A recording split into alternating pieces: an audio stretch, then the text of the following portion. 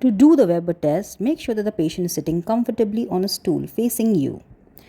The procedure must be explained well to the patient since this procedure requires the patient's cooperation. Just like we saw in Rinne's, here too we are going to select a tuning fork with a 512 Hz vibration. Strike the tuning fork against any firm surface like your elbow or the knee. The vibrating tuning fork is placed over the vertex of the skull bone. You can also use other bony areas which are equidistant from both the ears, like the middle of the forehead, or the bridge of the nose, or even the chin of the patient. But vertex is the most commonly used area. So now coming back to the patient, after placing the tuning fork, we'll ask the patient in which ear he can hear better. Ideally, it will be heard equally in both the ears. It is abnormal to feel that the sound is lateralizing to any one side. Before interpreting it, we must remember that during Weber's test, we are using the bone conduction of sound. That is, we are directly stimulating the cochlea by using the skull bone. So here I'll just summarize the air conduction, bone conduction in short. If you want in detail, you can go and check out the Rinne's video. So the main difference between air conduction and bone conduction is the way in which the sound waves reach the cochlea. In air conduction, the sound waves travel via the external ear and middle ear to reach the cochlea. Whereas in bone conduction, the sound waves travel through the skull bones and stimulate the cochlea directly. Beginning with the interpretation of Weber test now. So, when we place a vibrating tuning fork equidistant from both the ears, the sound produced by the vibrating tuning forks gets transmitted equally to both the ear and stimulates the cochlea via the skull bone. The cochlea then transmits these vibrations to the brain and the brain interprets the sound. Thus, normally it is heard in midline or equally in both the ears. Now let's see what happens if there is sensory neural deafness in one ear. Let's assume that the left ear here is diseased and the right ear is normal. So as we know that sensory neural deafness means that there is a problem in transmission of the sound waves beyond the cochlea, that is either in the cochlea, in the eighth nerve or in the brain's central processing unit.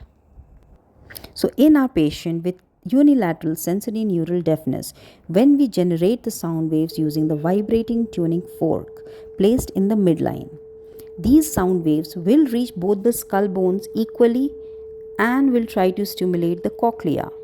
In the normal ear, it will travel normally and reach the brain and will be processed. But in the ear with the sensory neural deafness, the sound wave will be blocked in one of these three areas, and thus the patient will not be able to hear properly on this side, and hence the sound will appear to be lateralized to the normal ear. So a third scenario would be a case in which there is a unilateral conductive deafness. To understand this, we must first look at the other factors which are influencing the sound which we hear. When we place the tuning fork, normally in any patient, the sounds will get transmitted to the skull bone as discussed earlier, but then some of these sounds will also get dissipated and travel via the air conduction. There are also other environmental sounds in our surrounding which are also traveling via air conduction. These two other distractions of sound do not make difference in a patient with normal or sensory neural hearing deafness because it is via air conduction, and so it will distract both the ears equally.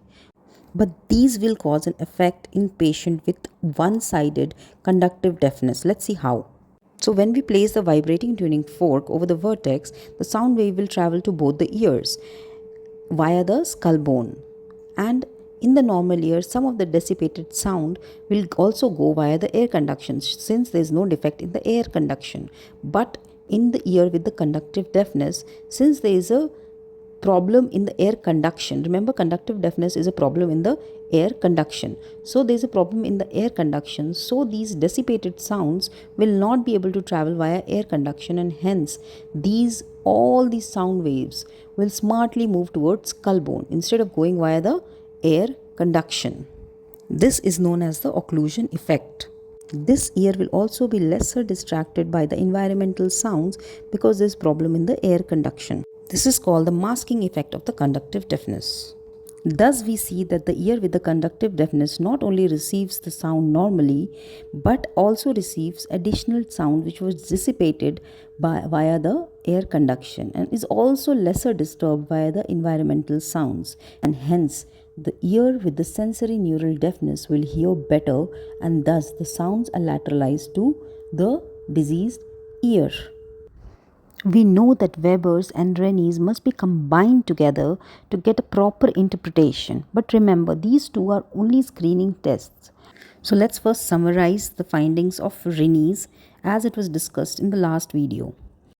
So in Rinne's, air conduction is more than bone conduction in a normal individual as well as in an individual with sensory neural deafness. Whereas in conductive deafness, the air conduction will not be greater than bone conduction. While doing Weber's, there will be no lateralization or the sound will be heard in the midline or equally in both the ears. In sensory neural deafness, it will be lateralized to the better or the normal ear. In conductive deafness, we get a really unique thing, which is that we hear the sound better in the worst ear. That is, the sound is lateralized to the worse ear or the diseased ear.